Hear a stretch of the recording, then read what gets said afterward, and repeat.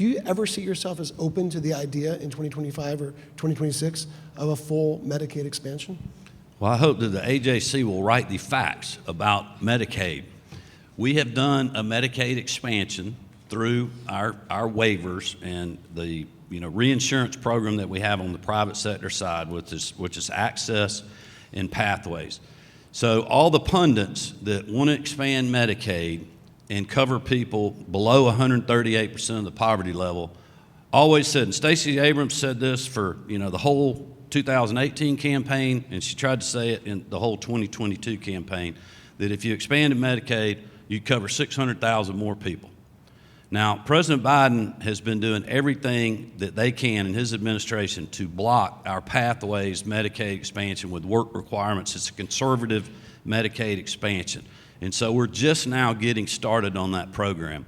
But when you add up what we have done through pathways plus our access program, we have we've signed up 713,000 people, the majority of those being on private sector insurance.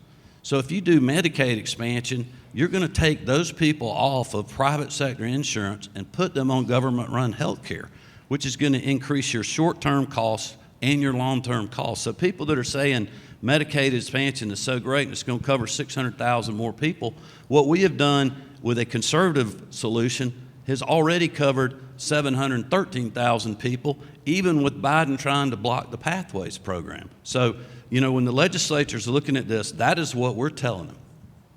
So, Governor, does this mean in 2025, if this debate actually gets traction, if we see more Republicans putting their names behind it? Because this year, a lot of Republicans were wondering where you stood publicly on it. We know now where you stand on it.